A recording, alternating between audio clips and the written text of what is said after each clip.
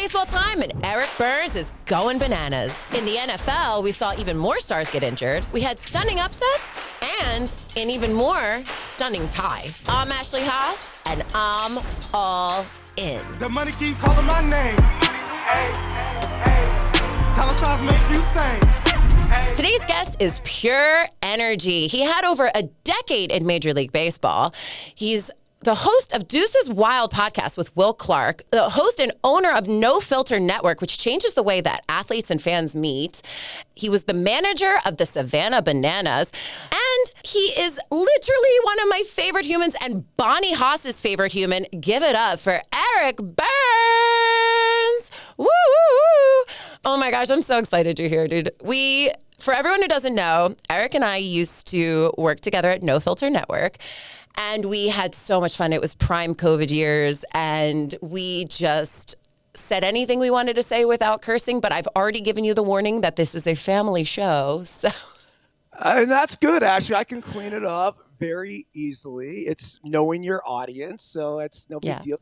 Great to see you, looking beautiful as always, and it was always awesome to talk sports with you, whether it was the gambling or baseball or whatever, but it's great to see you. Oh, it's so good to see you too. I know, I love talking gambling and making money. And I actually asked you right before we went live who your favorite football team was, and you did say, well, you said, yes, you said the Bills, which are killing it. We are the only two teams right now, the Eagles and the Bills, that are undefeated. I know. Let's go. Yeah, this goes all the way back to when I was a kid. So I grew up in California, right? Mm-hmm. But when I was a kid, I was obsessed for whatever reason with New York. And in that process, I would see the Buffalo Bills play on TV. And every time they were on TV, it was snowing. And so it was like, okay, it's New York and it's snowing. And then I just kind of figured out later on that the Bills actually didn't play in New York or New York City. It was out there in Buffalo or Orchard Park for that matter. And but it was straight like Jim Kelly, Thurman Thomas, Andre Reed, Cornelius Bennett, Bruce Smith, Steve Tasker. That was a team that went to 4 straight Super Bowls. And a lot of people will say, "Oh, you're a Bills fan. The 4 losses." Whatever. 4 AFC championships in a row hasn't been done since. It was an incredible time to be a Bills fan, and it's going to make it that much more special when they finally do take down your Eagles this year in the Super Bowl in San Francisco, Ashley, where I grew up. So this whole thing is coming together, and actually is going to just all kind of come to a pinnacle when they win their first Super Bowl. You know what? It's crazy to me that they haven't won. I mean, I think that this is their year, because if the Ravens are playing this terrible right now, it's making a great way for the Bills Mafia. I mean, have you ever jumped on a table though? You're saying I feel like you are the king to jump on a table. Have you broken one? So I leaped off my truck right out here, and this is a few years ago. We were making a run, and put the helmet on. And I did it because I was teaching my kid how to do it. So I ended up jumping through a table. He ends up like jumping on the table. And that's the one thing you got to be careful. Don't ever go feet first into a table, right? Is it back? You got to go back first, or? Yeah, you go back. You don't want to hurt your back. You go back first, and you kind of let the large portion of your back go down there and just put all the pressure down. Yeah, you've seen the videos of the guys trying to go feet first. There was a ESPN host, I believe, that did it a couple years ago, and he goes feet first and ends up on his head. It was an ugly sight. But I took my he's 14 now, but he's 12 at the time. I took him to, it was a snow game. It was in Buffalo against Miami. It was one where we were throwing snowballs onto the field and to stop the game and threatened that the Bills were going to have to forfeit and everything else. But it's just a special experience. It's a special fan base. You were throwing the snowballs? That's not fair. You have a fast arm. Throwing a snowball is like a dart. Yeah. Well, who else is going to throw them if I'm not throwing them? So It's really cool. It's really cool. We have a buddy of ours. His name's Pat O'Connell, and in the Busey brothers, and so they're just diehard Bills fans, and we have this sort of inner circle of dudes that stay connected on these text threads and everything else. So every Sunday when the Bills play or whatever day they're playing that week, it brings everyone together, which is awesome. Oh, I love that. And I actually have to say, I love the videos of you and your son. You guys are hilarious together. He's a mini you, and it makes me laugh so much when you guys would play your baseball and you would be outside and he would throw it back to you. Or well, it's what life's all about, right? Just trying to pass on the game and pass on sports. And he's not so little anymore. He went from like 5'4" to 6 feet in a hurry. So now we're essentially looking eye to eye. But I think that's sort of our responsibility, coaches, mentors, even in the broadcasting world. It's we take our passions and we try to share them with the next generation, and then figure out what they latch onto. But fortunately, he loves the Bills as well, and he loves baseball, so it's a good combination. Was he a fan of you being the manager of Savannah Bananas? Did he go to games? So the kids, yes, of course they did. And they loved it, and they thought it was really, really cool. I don't think that anybody thought it was going to take over the world like it did. I did, actually. I will say this. When you were talking about this, I remember telling everyone. I was working for this company, and I said to them, you need to hire the Savannah Bananas. I remember I tried to get them deals. This was, 3-4 years ago? I said, this is going to blow up. I almost want to write that company that I used to work for and say, you snooze, you lose. I told you this was going to be a hit. It's so fun. I've been obsessed with them from the start. Every time people are like, have you heard of the Savannah Bananas? I'm like, I have known them for so long. Do you know the Savannah Bananas? And especially, I loved watching you be the manager, and you were so fun with it. And I was and there was a documentary that was out for a little bit too with it. And now I think it's gotten to the point where it's almost like the Harlem Globetrotters times 1,000. It's gotten crazy. There's other teams now. It's not just the party. What is Party Animals? Now it's Party Animals. Yeah, now there's like a whole bunch of different teams. And they've blown up. But do you think you'll ever go back to managing them, or you think you're done, or what are your thoughts? I'll always be a banana, right? In my heart, It's something that I loved. It was something that I feel like I was on the forefront of. It was something that I feel like I had a great hand in creating what it is today. And so to kind of step back and look at it as almost like a proud father, so to speak, is pretty cool. But I was sitting right there at my desk over here when I got the call. This was probably 2021, maybe about this time of year, and it was from Bill Leroy, who is like the star catcher for the Savannah Bananas, and we had gone back and forth on Instagram, and at the time they were still a college summer league team. And they wanted to break off and try this quote-unquote world tour.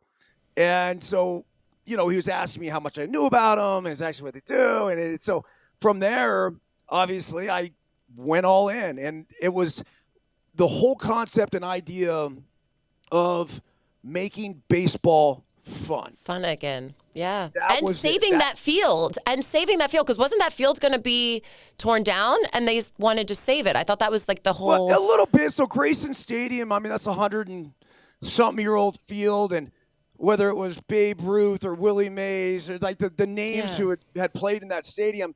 And it's still, they've done a really good job with the renovations of the stadium and everything. But really actually what it was that they went from playing baseball, which was kind of normal baseball, and they would do these crazy fun promotions during the game.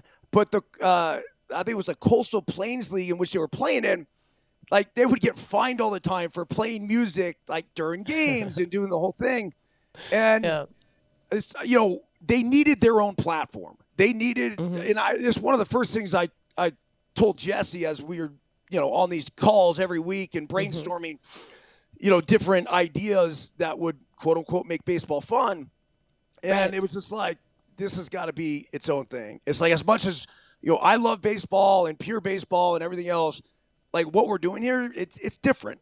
And it needs to be different. And so the whole vision, even when I was there, was to one day make this thing a league. And that was sort of, I say when I left, look, I managed that first World Tour in 2022. And then 2023, I was back a little bit. And then, from there, I've again, like constant contact, with most of the time now with Adam Viro, who's the coach of the Bananas, director of baseball operations with them as well. And this is going to turn into a kick-ass league. And that was, in a lot of ways, that, the time that I felt that I would potentially get back in some capacity. So I think these next few years, I think will be fun. I don't know whether I get back into it or not, but I think they'll really be fun to see. I could see you being the Party Monsters manager if they need one. You could be a party animal. Sorry, yeah, or even the fire. Isn't there a firefighter? Firefighters, the party animals, the Texas tailgaters. Yeah, I watched that game. I think they have a few more that are coming. I think more than just like, because I was a manager, but there's so much more to my role. I actually it was referred to as like the director of chaos as all this is going down. I think the biggest thing is just kind of the DFE guy, where there's so many different things happening within that game. And so even from like, the quote unquote, the manager, I don't even know if that's the right title, because this game somewhat manages itself. What was really cool when I was there is that it was just the two teams, right? It was the Bananas and the Party Animals. And there was real rivalry there. Adam Viro, who's now the coach of the Bananas, one of the coaches of the Bananas, along with Tyler Gillum. But Viro was the head coach of the Party Animals. And imagine having like a brother or a best friend that you're like this. Like, I mean, everything is just, an incredible relationship. And then we got onto the field, and it was mano-y-mano. And he wanted to win just as badly as I did. I made sure the players knew how badly that I wanted to win. And it's the one thing that I think sometimes, gets lost. The Party Animals used to be the villains when I was there. And now the Party Animals have actually gotten a pretty big fan base where you go to these games and they have a huge amount of these Party Animal fans. So it's look, is it baseball? It's a form of baseball. In the best way, we talked about this before I came on. It's kind of like a racket sport, right? Like, I don't know. Let's call traditional baseball is tennis.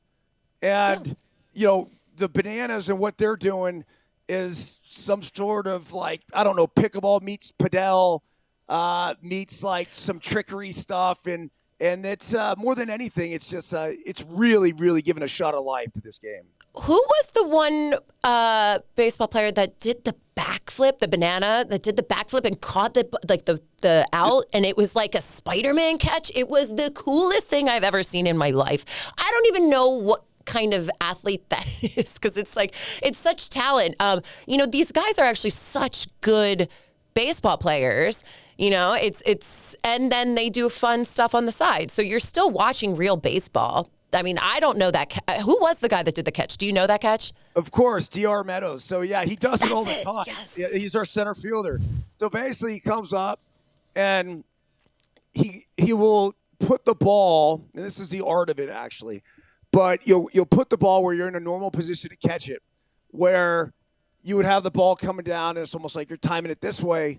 And so what he does is he comes right underneath it, and then he tries to basically catch it at its peak as he jumps up in the air, catches it at its peak, and then flips back over.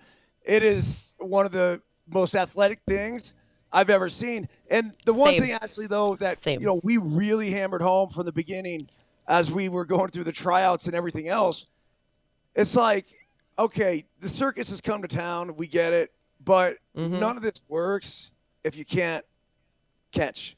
the baseball, if you can't throw strikes, if Exactly. you can't put a ball in play, it just becomes it's not a good show at all. When Exactly. we had times when the baseball wasn't good, and especially Yeah. early on. Now they're getting all kinds of pro guys, right? Guys are getting released from professional baseball, and these guys are going straight to sign in with the Savannah Bananas. tryouts. Yeah, it has gotten huge. I'm so impressed and I'm so proud of them. And honestly, I wish we could spend the whole time continuing to talk about the Savannah Bananas, but we should talk about the World Series playoffs coming in. And, let's start things off with the Mets being eliminated, which was, I feel so bad for New York fans sometimes, especially Mets fans. I mean, they've just had such a rough year with the losses. I mean, from the last time that they were even in the playoffs was 1986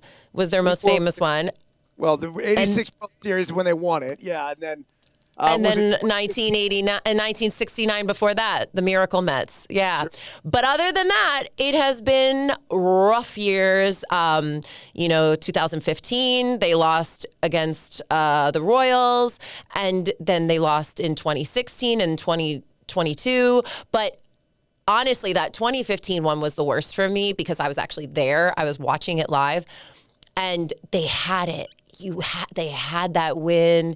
And then unfortunately, when Matt Harvey didn't want to come out and he kind of fought with the manager and said, I'm going back out there, and he bum rushed the field and he stayed on and he let up a walk and a double. And unfortunately, then it was lights out, and then they lost. So it was kind of I feel like, is this just a Mets curse or what is this?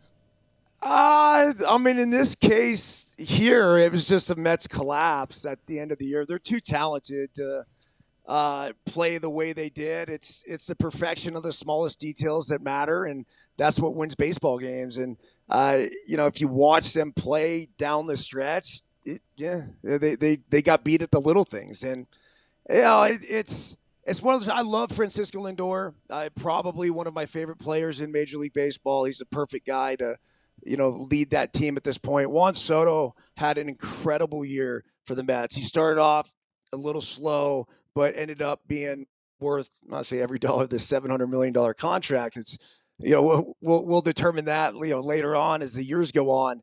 But, I think more than anything, the Mets, because of maybe some of the past failures or frustrations, with that fan base, and then to have all of this happens somehow, some way. Cincinnati sneaks in there. It's just it's head scratching. And quite honestly, as a baseball fan, playoffs are better with the Mets. They're better with the big market teams. When the Cubs are in there, the Yankees are in there, the Red Sox are in there, the Dodgers are in there. I love to see the Giants in there. I grew up a Giants fan. And do the Deuces Wild podcast with Will Clark every Tuesday. So. These guys are all professionals. They all get paid a lot of money to do their jobs. And, it's just one of those things where I think if you are the Mets, in this situation, you're good. This isn't sitting well. You're going to go home this offseason, and Carlos Mendoza, the manager, is going to be, I think having a long winter, but more than anything, thinking about, okay, well, where were we and how did it get to this point? Because they were one of the best teams in baseball, Ashley, in the first couple months of the season. They actually had the best record in baseball. I know. And then they just went from that to again, every time it keeps happening to them. That's why I brought up all the past losses, because even that one where they what was it? They went in 2000 and in what was it? In 2022, they had 101 wins. In 2022, 101 wins, and then just poof, nothing. Just nothing. Yep. It's like they can't get it together. But you know who can are the Yankees. The only thing that worries me about the Yankees is that Aaron Judge doesn't play statistically well in postseason. He's so much better in regular season, and then his stats just kind of go down. But I do think that they have a better chance. The playoff odds don't even have them listed in the top 10, to be quite honest. Right now, leading the World Series odds on DraftKings is my Philadelphia Phillies at plus 425. Then we got the Mariners at plus 475. The Dodgers at plus 555. Yankees. Oh, Yankees are there. Okay, there we go. Plus 650. Okay, not so bad. And the Brewers after that at plus 750. Those are just the top kind of ones. Yeah, so the best value right there, I would say, is the Brewers at plus 750. That's the best team in baseball all year. They had the best record in baseball, 97 wins. They do the little things really well. And so when you're ripping bases the way they did, the best base running team. This team, the solid starting rotation, no superstars. I don't know if that helps or hurts you in this situation, but it's nice not to have all the onus on one guy. I think that, is a lot of the reason why you see a lot of these superstars get to the postseason and there's this hyper focus on them, whether it's Aaron Judge or anybody else. And the reason being is that, they have all this weight on their shoulders and are supposed to carry their team. But think about it, baseball, like even if, you are Aaron Judge, like you're only coming to bat 1/9 of the time. Yeah. Right? Yeah. Yeah. It's hard. It's hard to be that guy like you can be in football if you're a quarterback, or in basketball, just if you're on the floor at all and you have control of the situation. Baseball, you just don't. You could say a pitcher, probably a little, more so. But I think the biggest thing is, with the Yankees, is that they're going to have to do what I was just talking about, is the little things well. Because this is a team that notoriously hasn't been great on defense. If you remember the World Series last year, the drop fly ball, there were base running mistakes that they made last year. There was the Garrett Cole not covering first base. Then again, first base, but could have just, I think it might have been that could have just run to the bag to touch the bat. Like it's just all these things. And as a youth baseball coach, kid baseball coach, I like to call myself now. I have a 14U travel ball team that I coach. It's just it's doing all of the little things, and then those little things add up to the big things, and the big things obviously are things that win games. Do you think that the Dodgers or I think like the Dodgers or even the Padres, I kind of like the Padres are plus 1,300. I might sprinkle a little bit of money on the Padres. The Padres could do it. Here's the deal with the Padres. They have an incredible bullpen. Their starting pitching is iffy. But if your starting pitching is iffy, you turn it over to the bullpen. I think they'll wear out those bullpen arms. They're going to have to get by the Cubs. And I think whoever gets out of that Padres-Cubs series potentially could be very dangerous, because the Brewers, like I said, I don't think it's a terrible bet. Remember this: Bob Uecker, who beloved friend of mine, passed away not too long ago, and he was the lifelong voice of the Milwaukee Brewers, one of the most legendary commentators in all of sports, just an icon in the baseball world.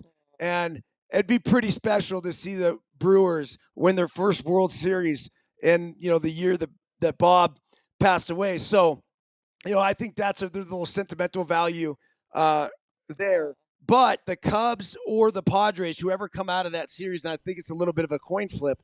I guess you could give the advantage to the Cubs, maybe because they're playing at Wrigley, but they could very easily end up in the World Series. The Cubs are plus 1,600 to win the World Series right now. I might sprinkle a little bit money on. I actually don't mind the Brewers at plus 750, and you just sold me on that story, so I'm gonna put some money on them too, just for that. But and the Red Sox at the Yankees, that's such a good matchup. I really love it. Oh, it's gonna be fun. It's gonna be terrible. I want to go to the game just to listen to the fans go at each other. I mean, I'm more of a Yankees fan, but I'm definitely Phillies number one.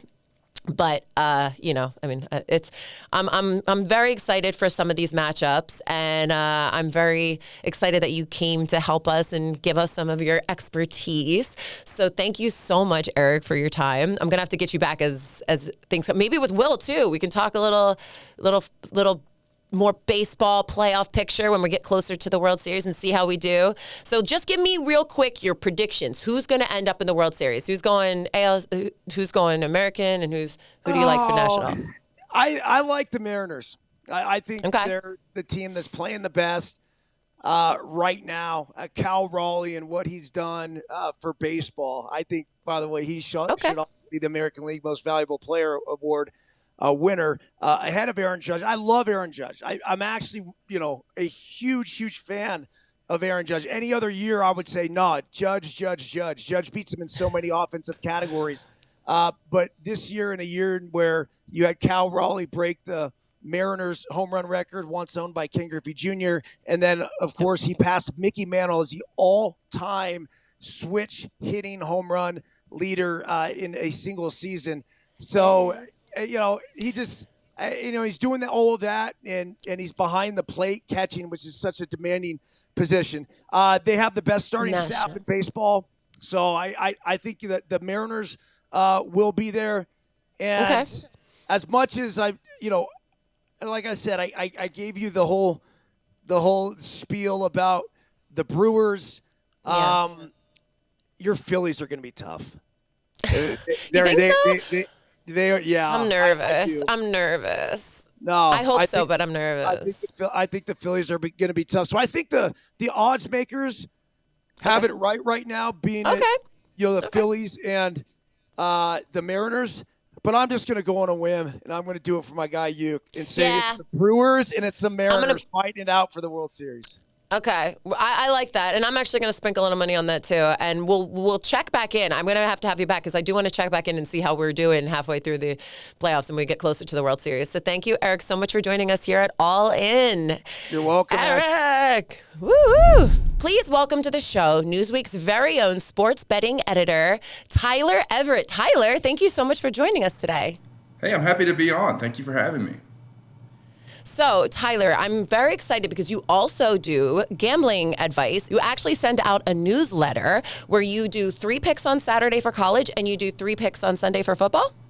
That's right. Yeah, we do a big kind of general overview on Fridays that doesn't have any picks. And then Saturday, we just cut right to the chase with college football picks. That's a quick read. No matter how busy you are on Saturday morning, you should have time to check that out. And then same for Sunday for NFL. It's the same thing. It's 3 picks against the spread, both of those days. All right, so how did you do this past weekend with your picks? Because I bombed. It was so bad. Yeah, it was a rough week for a lot of people, I think. As soon as the Chargers beat the Giants, it was like, oh, nobody knows anything if that just happened. Did you take that game? Because I had the Chargers. I had the Chargers, too. I thought the Giants Okay, great. At least we... Not that good.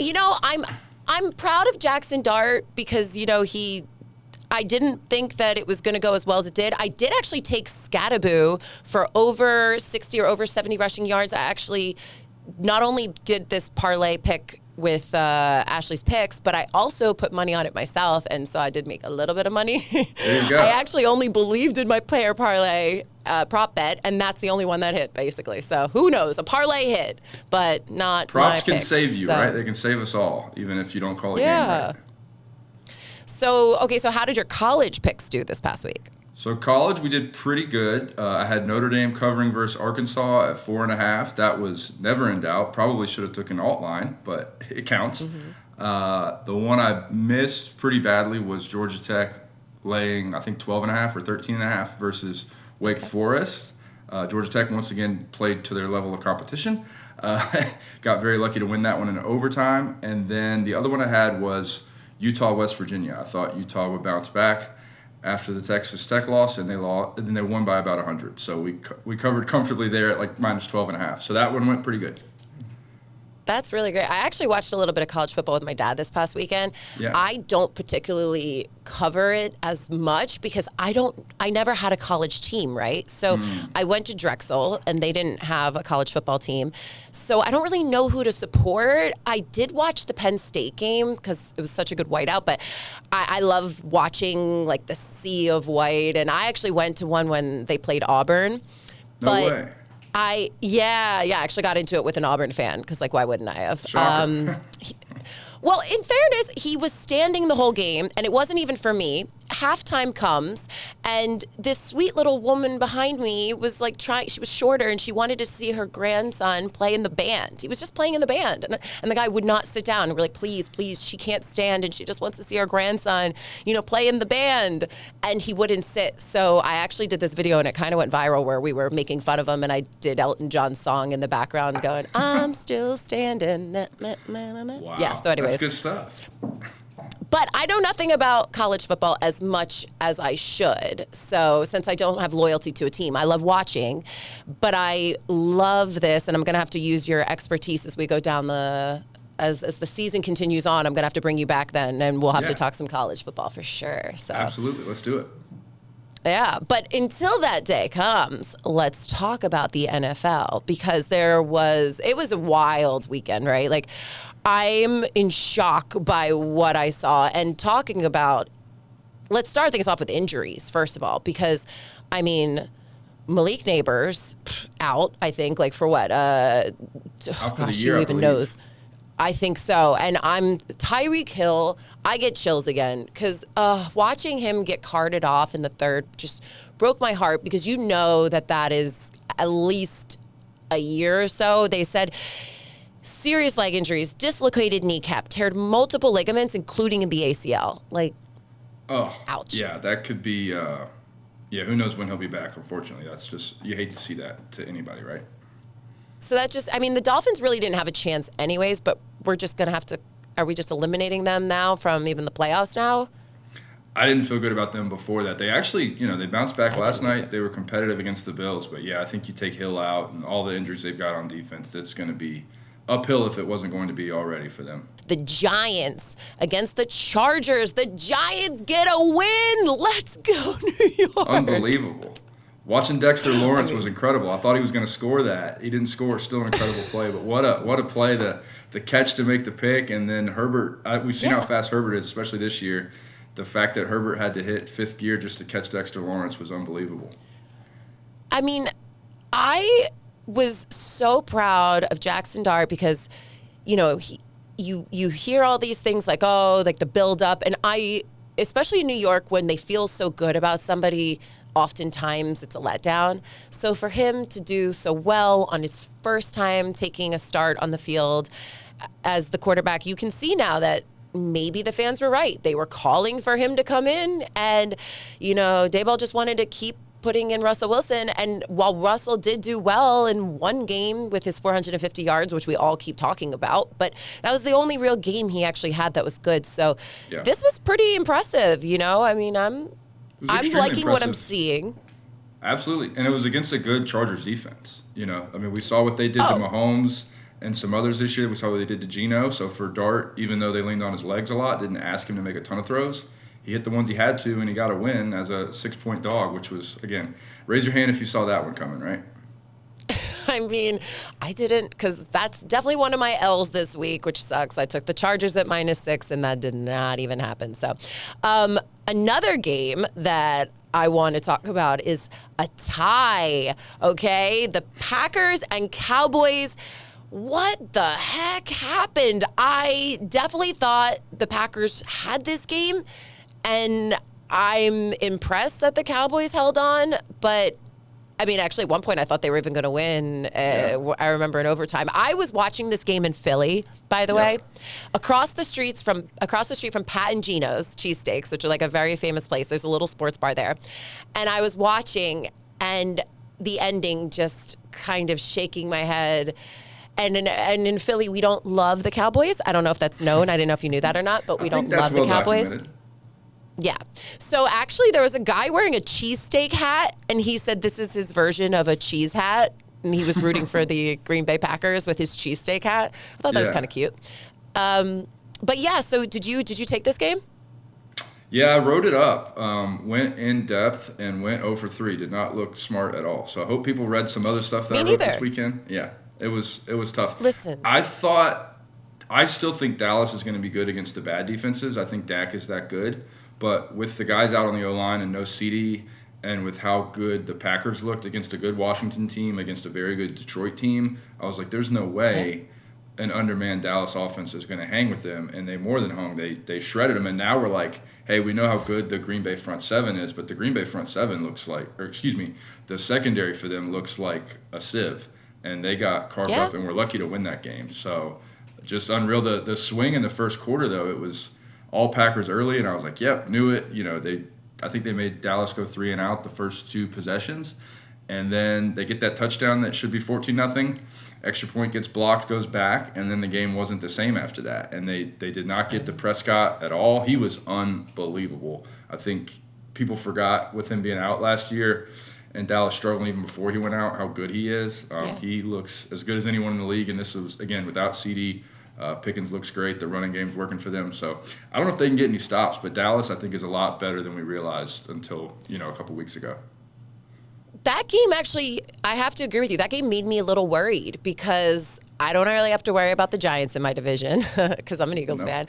I am a little worried about the Commanders, but I was writing off the Cowboys season, especially with Micah Parsons being gone. And then I thought Micah Parsons was going to light Dak up. I was thinking there was going to be 5 sacks. He knows all the playbook, like the whole playbook. So why wouldn't he have?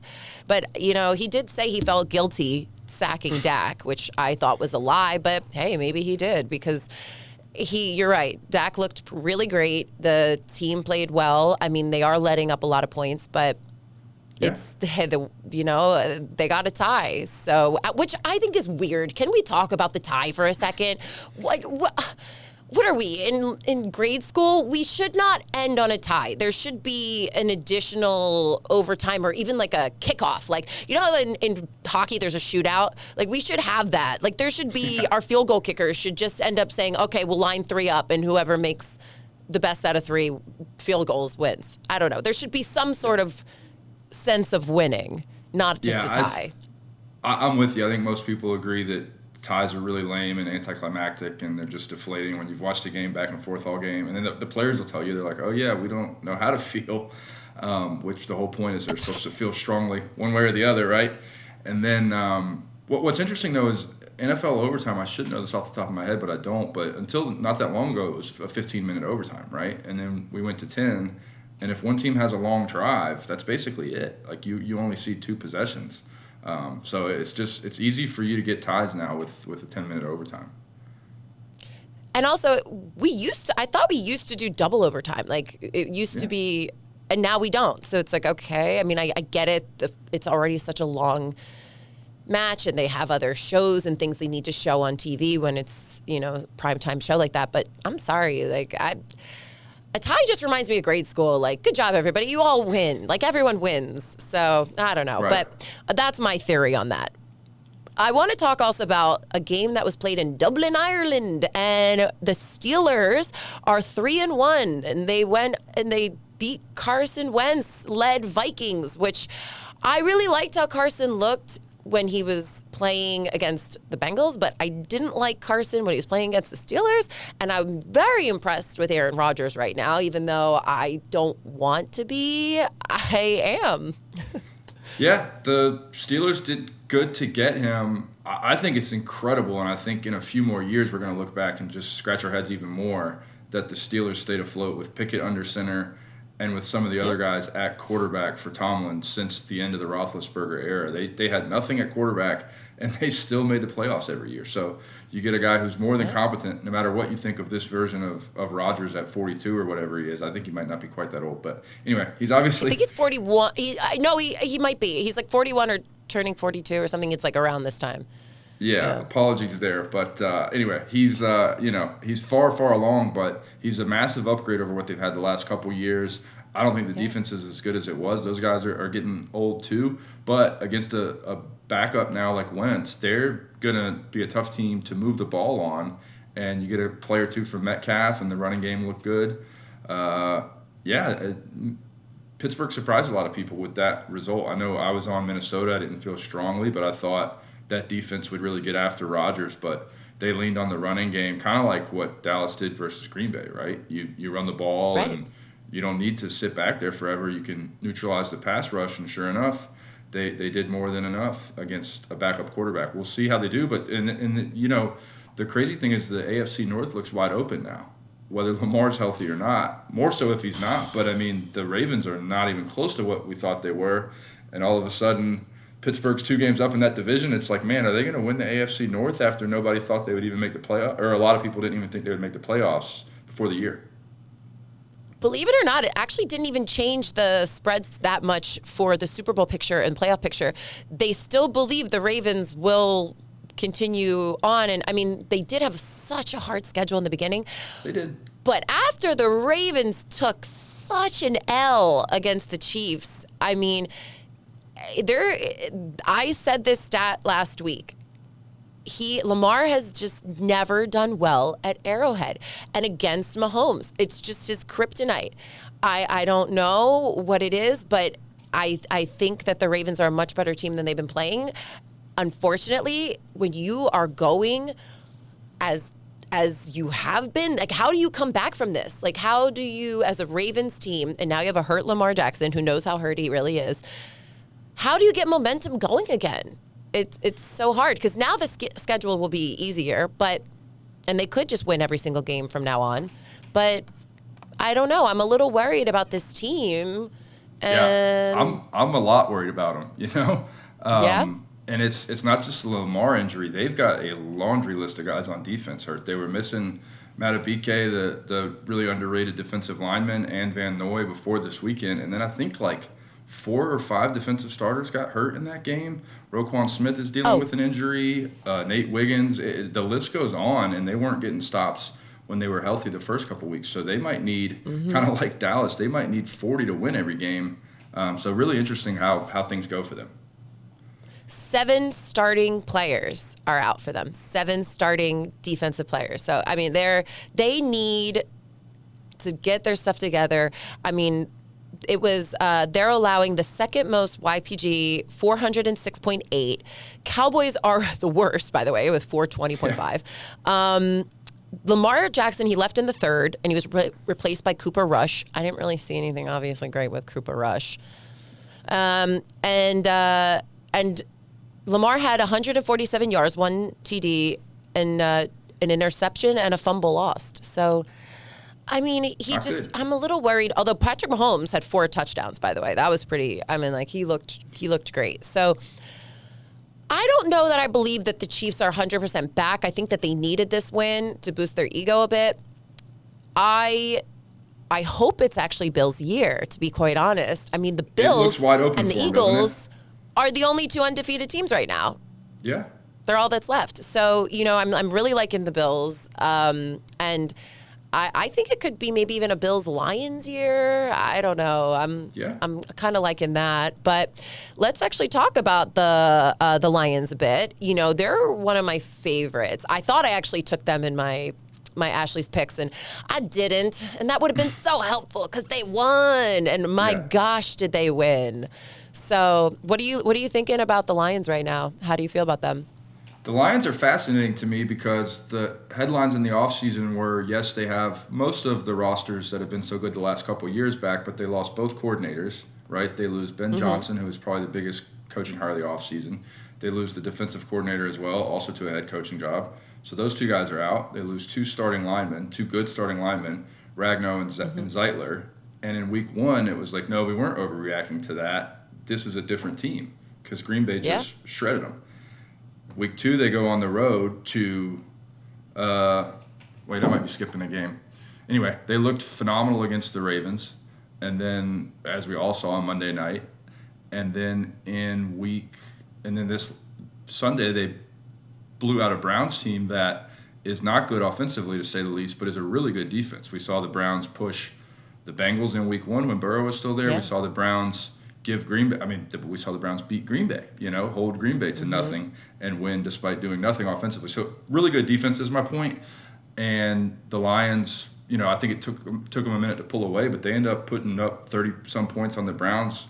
The spread was 8, I believe. They win by 20. I don't think many people are going to blow the Browns out. I had 9.5, but either way. But I mean, it was didn't matter. They were way past it, so I feel a little less worse about not knowing what the line closed at correctly. But anyway, I'm super impressed by the Lions. I think they've figured out at least enough on the O-line. I think there was some week 1 jitters from the lack of coordinator change, but they appear to have put that behind them. And I don't think anyone, including Philly, wants to see them in the playoffs right now. I mean, they're that good to me. I think them versus Philly would be a tight one. I am scared of the Lions. I am petrified as an Eagles fan of the Lions. To be honest, I was actually a little scared of the Bucs. I actually didn't touch that game. I know you said you took the Eagles and believed in them. I did not. I was watching that game while playing pickleball with Terrell Owens, actually, believe it or not. Whoa, and not to brag. Yeah. Humble brag. He's actually a really good friend. If I was playing pickleball with Terrell Owens this weekend, I would mention it too, so I get it. Well, the only reason I mention it is because, I was watching the game with him, and all of a sudden I kept hearing the refs take away our calls over and over again. And I'm sorry, what? What just happened? What? I was so frustrated, and so were the announcers in Philly. I was even listening on the drive over to go meet him. Just hearing them say over and over again, how can they take away this penalty? So I decided to ride with the refs, and I did some in-game betting, and I bet on the Bucs plus 8.5 because I knew when it was at like 20 points that I said, I'm riding with the refs on this. If they're clearly favoring the Bucs here, I'll either win, my team's either going to blow them away, or I'm going to win with the 8.5. And I actually got it just enough because it was the 31-25. And they did the fake tush push, which I kind of saw it coming a little bit. I'm not going to lie. They had to try something eventually because everyone's selling out for that. It's going to be a walk-in. And sure enough, walk-in might have been an understatement for what Barkley did. I do want to mention this, though. So A.J. Brown wore a shirt today that said, check on your teammates. And it is going viral. It happened right before I came into the office, so I thought we should mention it. Because I went to the game against the one where we ran it back. Who were we playing against? The Rams. The Chargers, right? The Rams, thank you. Other LA team. And he was wide open. When you're watching it and you can see, we were screaming, pass it to AJ, pass it to AJ. So I can understand his frustration because Jalen wants to run it in himself, or he wants to just pass it off to Saquon. But even Saquon's numbers aren't that high because he's so double covered. They know they're going to give it to him, and he's not getting anywhere. Yet we're winning, so I can't really complain. It's almost such a Philly thing for us to do to put ourselves down, but we're undefeated. We're like, ugh. But I am really concerned that A.J. Brown might ask for a trade to leave, to be quite honest. That's the talk is in Philly, that he might want to leave. I don't think it's that bad. I think it's frustrated, and he's been for years, but it's like from the outside a little. I follow Philly closely because, everybody should. They're that good. Mm-hmm. But it seems to me like, understatement again, he's obviously going to let his thoughts be known when he's not getting the ball the way he wants. But this is not the first time. It seems to me like every time he does this, he turns around and he gets 8 catches the next week.